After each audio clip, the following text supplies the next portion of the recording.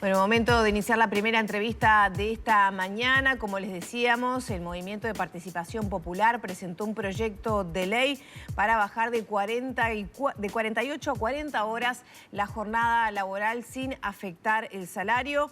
Para conocer los detalles de esta iniciativa y, por supuesto, abordar otros temas, recibimos al senador Daniel Cayani. Bienvenido, Cayani. Bueno, buenos días, un gusto estar con ustedes y también con los televidentes. Bueno, esto parte un poco de una exploración que se hizo a propósito de cómo son los horarios laborales, ¿no? Y un comparativo que se hizo de la carga laboral en nuestro país con otros países. ¿Cómo estamos en ese sentido? ¿Qué amerita este proyecto? Sí, a ver, en realidad la idea un poco es poner en un texto del proyecto de ley una idea que básicamente está arriba de la mesa hace mucho tiempo, que se ha discutido y que se ha puesto también arriba de la mesa por diferentes sectores sociales y políticos, que es cómo avanzamos en la reducción de la jornada laboral, en el entendido que hay modificaciones en el mundo del trabajo que han generado también diferencias en la organización del trabajo, la han facilitado muchas veces. Y bueno, y sin duda el Uruguay tiene una ley que es de casi 100 años atrás, del segundo vallismo, que estableció la limitación de la jornada laboral diaria por 8 horas y la limitación de la jornada laboral semanal por 48 horas. Eso fue una ley que sin duda fue vanguardia en su momento, porque en realidad no todos los países tenían limitada la jornada laboral. Pero bueno, pasaron de aquellas épocas a ahora muchos cambios y seguimos con la misma norma, más allá de que después hay reglamentaciones para sectores de actividad diferentes. Pero bueno, es importante que la ley se pueda adecuar a esta nueva realidad. El Uruguay y los uruguayos, para de repente sorpresa de muchos, somos de los que trabajamos más en América Latina y además tenemos la jornada laboral semanal más extensa también del continente, o uno de las jornadas laborales más extensas del continente, y por tanto también era importante discutir un poco cómo se distribuye un poco mejor el tiempo que le destinamos al trabajo, que sin duda es muy importante porque es donde sacamos los ingresos para poder sostenernos materialmente y sobrevivir, como quien dice, y también el cuidado personal, la formación, el cuidado de las otras personas del hogar, que sin duda también es interesante. Y bueno, y también lo otro es que muchas veces en estos procesos donde hubo en algunos países en América Latina, en el caso de Colombia, en el caso de Chile, en Ecuador han experimentado un poco, y también en otros países centrales, donde hubo reducción de la jornada laboral, hubo impacto importante o por lo menos interesante en la mejora de la productividad del empleo, ¿no? Así que creo que también eso es importante, es decir, no solamente se reduce la jornada laboral, sino que también los trabajadores trabajan mejor.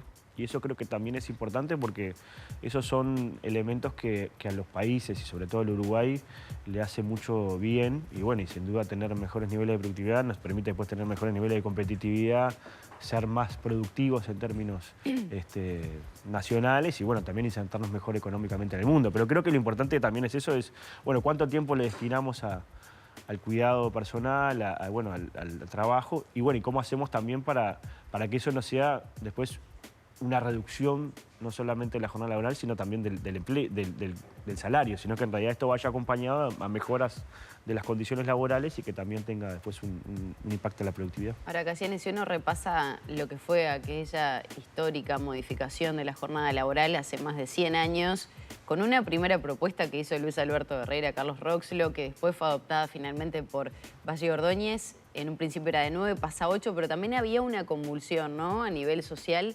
Los tranviarios trabajaban 15, 16 horas, prácticamente no les quedaba tiempo para hacer otra cosa más que trabajar porque era sus hogares, el descanso era mínimo. Hoy la situación es otra.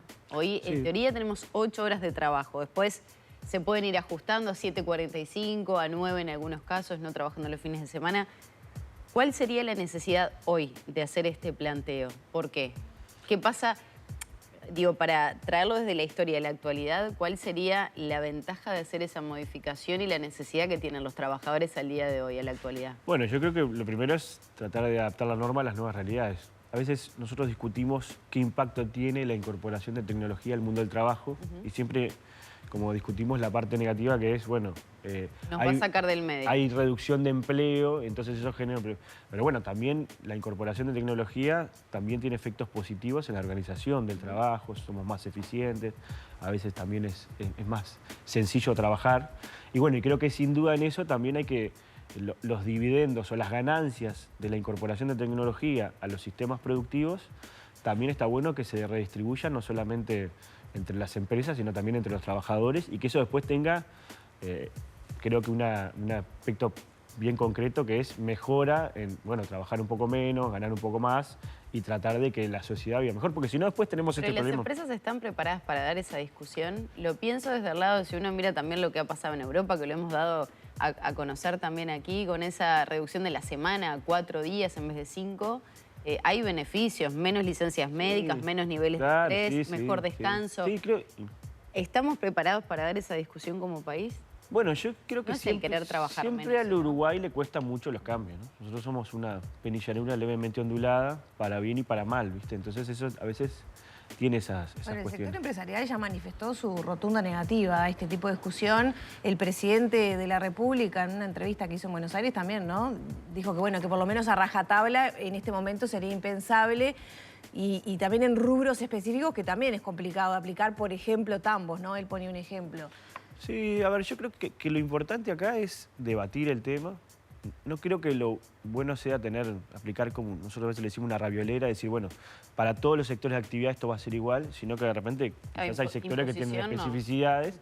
Y creo que lo que tiene que haber es un diálogo político y social sobre estos temas. Y creo que, sin duda, es necesario que el Uruguay avance, así como avanzamos hace 100 años en algo que de repente era impensado, porque la gente trabajaba muchísimas horas, y el país se organizó de manera adecuada y fuimos pioneros en ese sentido. Está bueno que el Uruguay avance en una agenda positiva y siempre teniendo una mirada puesta en cómo mejoramos el Uruguay en general. La realidad del trabajo de nuestra gente, los salarios sin duda, porque a veces uno ve también experiencias que hubieron en otro sector de actividad, por ejemplo en el sector de la salud.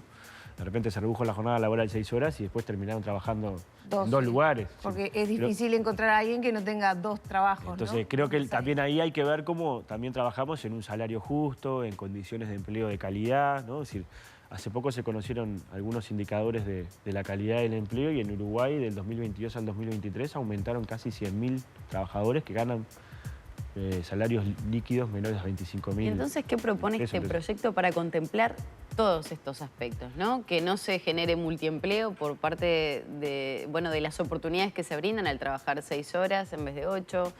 ¿Cómo se podría garantizar el proyecto eso? no hace magia, ¿no? ¿Cómo se podría garantizar la productividad con menos horas de trabajo, sin pérdida de salario?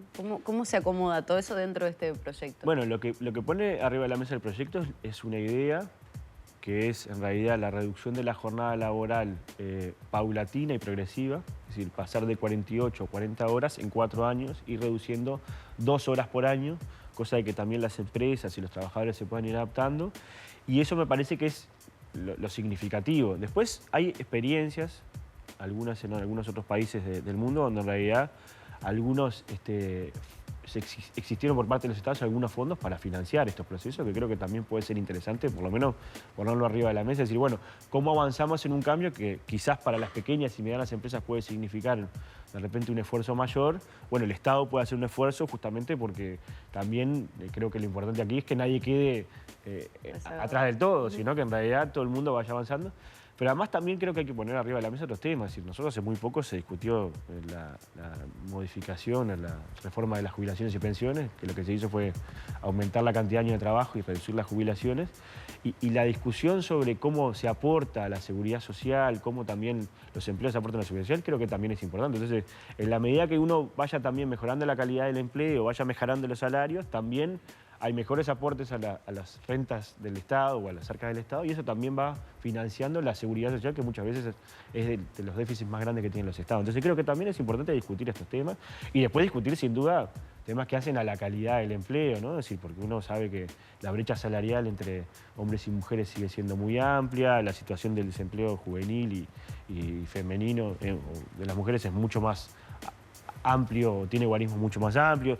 La realidad territorial muchas veces hace que el desempleo, de repente, lo que se magnifica en Montevideo no es lo mismo en una zona, en un barrio periférico como en la zona central, o lo que está pasando en los departamentos limítrofes que tienen guarismos de desempleo mucho más amplios. Ahí necesitamos políticas activas de empleo del Estado, donde en realidad haya inversión, haya sobre todo formación profesional, que creo que es otro de los aspectos que también tenemos que poner arriba de la mesa. Es decir, reducir la jornada laboral también significa poder tener tiempo, no solamente para el cuidado personal, sino para la formación, que muchas veces los trabajadores y trabajadoras no tenemos tiempo. Estaba el Pacha Sánchez hablando sobre ese tema en particular. Porque en realidad creo que hay formación. Tenemos que tener una formación constante, más en el mundo que se viene de cambios, de transformaciones permanentes, y muchas veces uno trabaja 48 horas o más, y además tiene que desplazarse al trabajo, y además después tiene que hacerse cargo del sistema de cuidado de su hogar.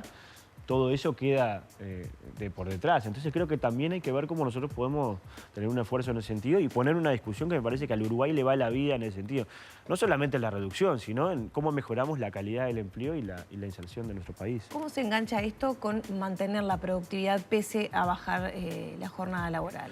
Y bueno, en la mayoría de los países donde esto se ha aplicado, se ha visto que los trabajadores trabajan mejor.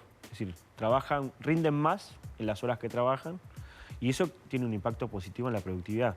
Por supuesto, la productividad desde el punto de vista estructural tiene más que ver con la formación de los ciudadanos y los trabajadores, y tiene que ver con la educación, ¿no? Y eso tiene un componente muy importante, y después tiene que ver también con la incorporación de la inversión en tecnología en los sistemas productivos, ¿no? Esto vendría también a estimular la posibilidad de generar trabajo más productivo. Y bueno, y creo que también es una herramienta interesante. La ley no va a cambiar el Uruguay. La ley puede tratar de proponder a que justamente los uruguayos trabajemos mejor, rindamos mejor, nos podamos formar, podamos destinar el sistema de cuidado, creo que también es importante. Recién planteaba esa cuestión que no se podría aplicar a todos los rubros. La salud seguramente se dificulte. Sí, los sectores del agro también sería más difícil, probablemente. Sí, mencionábamos los tambos. Pienso, por ejemplo, no sé, en un supermercado que tiene un horario de atención. Así tampoco se podría aplicar. ¿O se necesitaría más personal? ¿Habría que incorporar más personal para cubrir de repente esos horarios? Porque si vos tenés los turnos armados y tenés que bajarlos, tenés que incorporar a alguien más. Yo trabajé en un supermercado como cajero. Hoy un poco cambió la tarea de los cajeros en el supermercado, ¿no? Hoy uno va de repente a las grandes superficies. Sigue estando la persona. Pero ya hay cajas automáticas. Y bueno, eso es trabajo que, en cierto sentido, se dispone para otro sector seguramente de la actividad, porque pensemos que no lo están echando los trabajadores y trabajadoras. Entonces, hay una nueva organización de trabajo. Creo que lo importante es ver cómo se reorganiza ese trabajo en cada una de las áreas de actividad. El sector comercio hoy tiene una jornada laboral de 44 horas, donde uno trabaja medio horario, como dicen, 5 días, y el sexto es medio horario. O sea que la educación sería de menos horas, en vez de 8 sería 4. Pero igual, creo que sin duda hay que ver también las especificidades, porque seguramente en los trazos gruesos hay cosas que se pierden.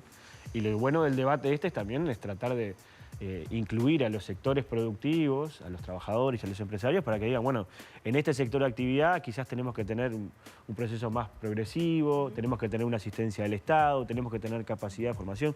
En muchos lugares que hoy ya rige la limitación de la jornada laboral, por ejemplo, en algunos sectores de la actividad de la industria del gas, eso ha tenido efectos positivos, por ejemplo, en la salud de los trabajadores, porque a veces hay sectores donde en realidad, claro, bajas el ausentismo. Creo que también hay que mirar más integralmente, no solamente decir, bueno, reduzco la jornada laboral y por tanto voy a tener más costos, sino que también tenemos muchos más beneficios. Ahora, ayer este tema estuvo en la boca de la OIT, ¿no? Porque el ministro Mieres, el ministro de Trabajo, en su discurso lo puso nuevamente sobre la mesa. Chile lo acaba de aprobar. La reducción creo que es bastante similar, ¿no? De 48 a 40 o de 44 a 40. Sí, es parecido.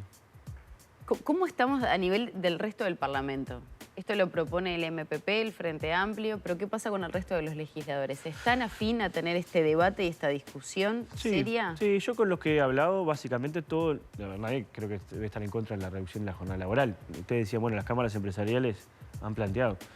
Las cámaras empresariales todavía no conocen el proyecto y por supuesto que pueden tener una visión sobre la oportunidad. ¿Está previsto reunirse con las cámaras? Sí, la idea es justamente que después de que podamos darle estado parlamentario, que se llama presentar el proyecto formalmente al Parlamento, es justamente que esto vaya a la Comisión de Asuntos Laborales y, bueno, recibir a todos los sectores sociales, los empresariales, los trabajadores, las autoridades ministeriales, justamente para debatir y buscar una ley que tenga una visión más nacional, ¿no? No desde el punto de vista del cuadro de fútbol, sino nacional país. Y el PIT-CNT, porque venían, ¿no? El PIT-CNT sí, el PIT-CNT anda con una idea parecida. Yo creo que básicamente es donde más o menos está yendo el mundo, ¿no? Es decir, no estamos inventando la pólvora. Lo que es importante es ver cómo desde el legislativo de repente podemos ayudar a que de repente algunas decisiones que a veces el Ejecutivo se tranca por visiones diferentes o también porque tiene otras urgencias, podemos tener una visión un poco más,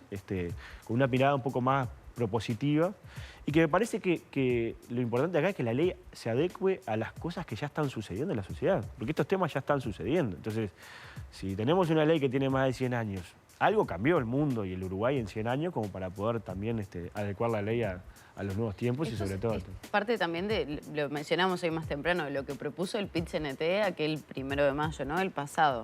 Sí, tiene algo que ver. ¿Tiene que ver o hay matices? Tiene que ver, creo que el PIT-CNT hablaba más de la reducción de la jornada laboral diaria, y en este proyecto nosotros hablamos, es semanal, ¿no? Pero bueno, creo que también vamos a estar dispuestos a recibir aportes. Porque también después tendría que verse, pienso, ¿no? Como está pasando en otras partes del mundo, hacemos semanas de 4 días y mantenemos el horario. Claro, yo creo que eso se puede de repente reduce trabajar en la jornada. negociación colectiva, cosa que de repente algunos sectores de actividad sea más fácil de hacerlo, de repente lo puedan acordar entre empresas y trabajadores. Eso creo que por es ejemplo, positivo. vos no venís los viernes, yo no vengo los lunes. Eso sería Bueno, una eso opción. sería...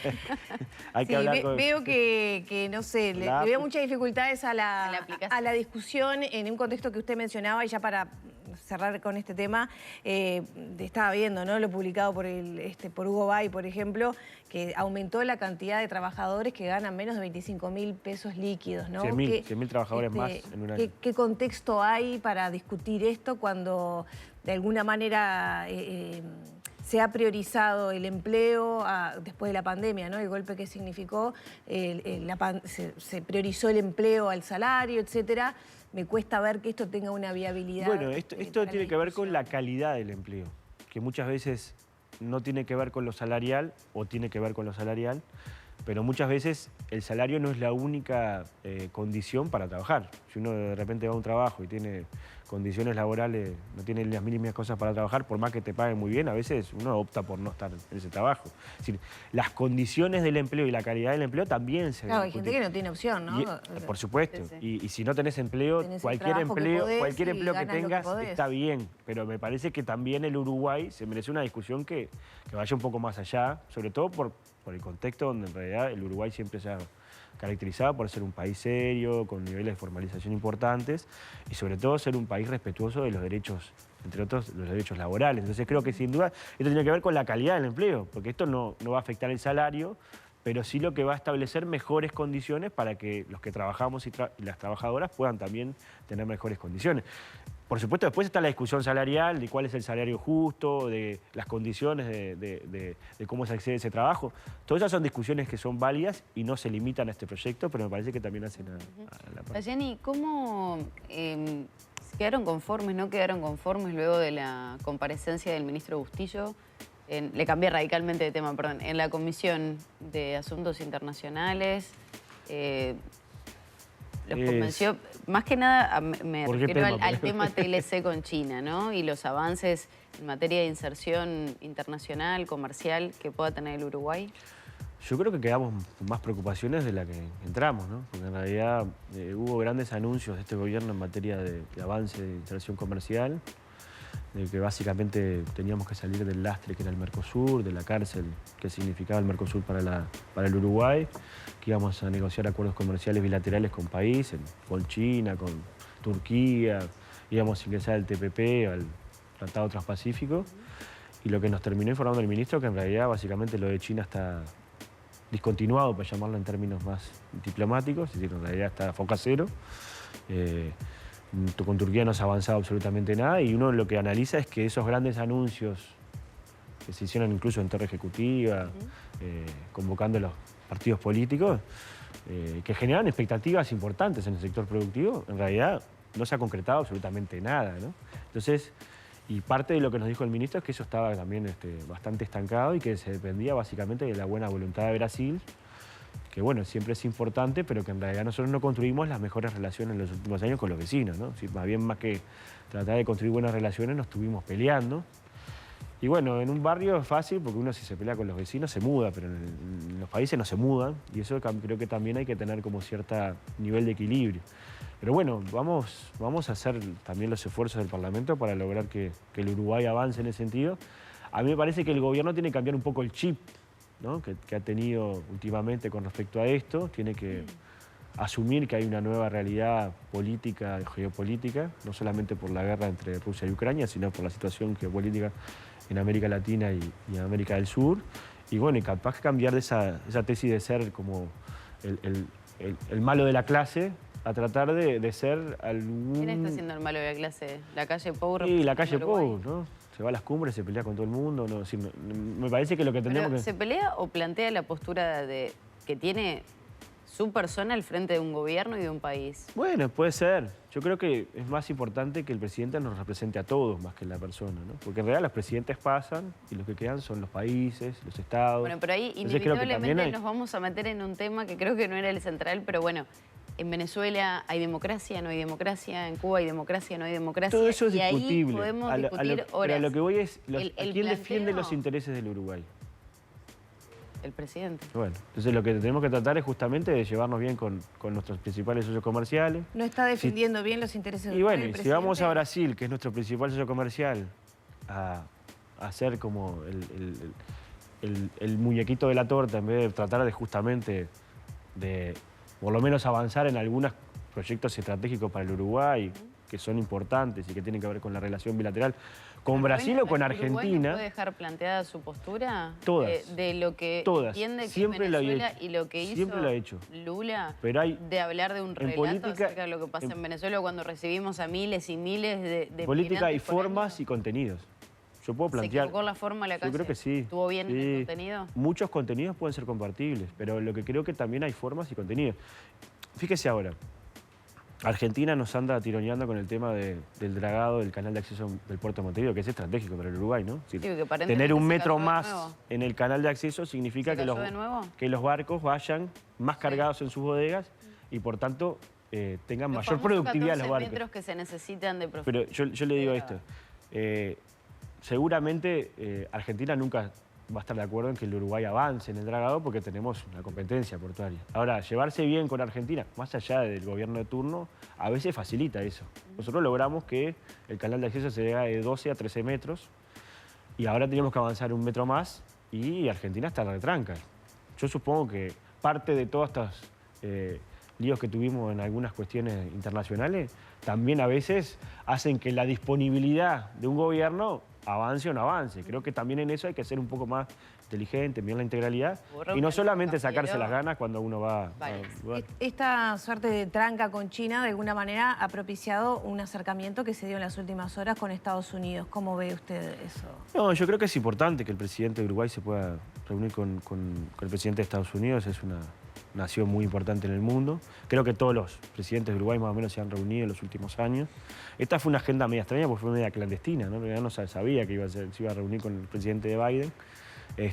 Y bueno, siempre es importante tener buenas relaciones. Lo que trascendió es que de alguna manera Biden, al enterarse que el presidente estaba ahí, lo invitó, a pesar de que Uruguay hace tiempo que está haciendo gestiones para que se diera esa reunión, es importante. Sí, es importante. Después hay que ver, como dice el dicho, después de fritas las tortas, ¿qué queda? Si queda algún chicharrón, ¿viste? A ver si en realidad hay algún tipo de avance en materia de negociación comercial, que es lo que siempre al Uruguay le interesó con respecto a Estados Unidos, más allá del interés de Estados Unidos en la región, que sin duda con Uruguay tiene un interés muy importante porque el avance consigue. Sí, creo que sin duda hay elementos que son importantes. Pero bueno, creo que es destacable, es interesante.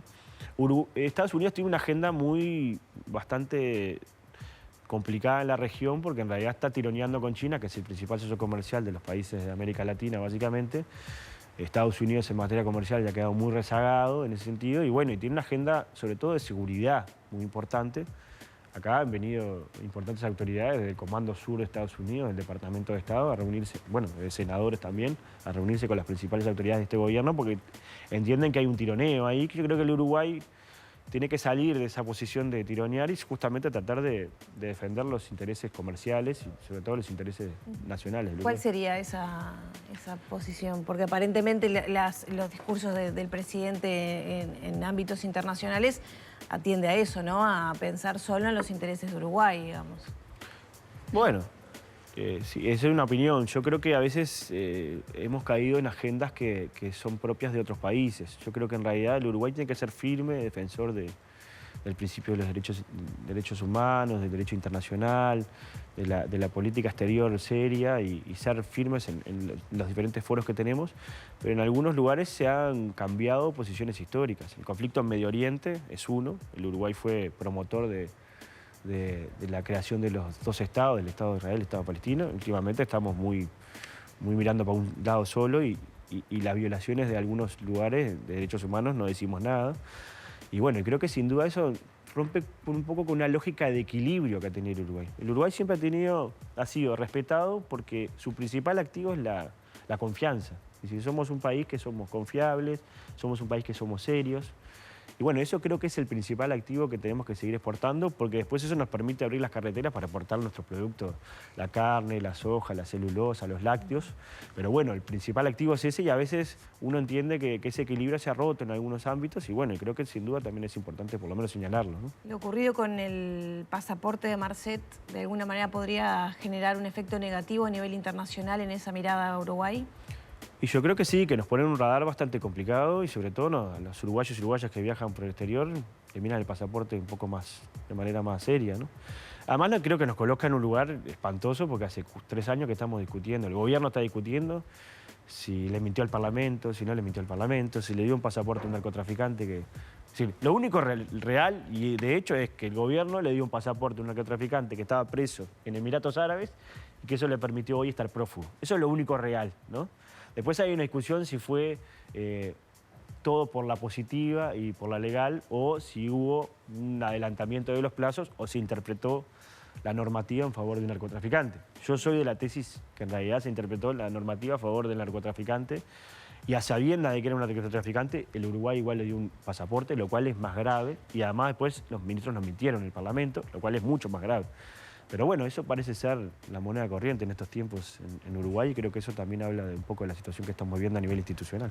Cayani, muchas gracias por estos minutos. Muchísimas gracias a ustedes y gracias por el espacio. Cerramos por aquí la entrevista, 9 de la mañana, 26 minutos.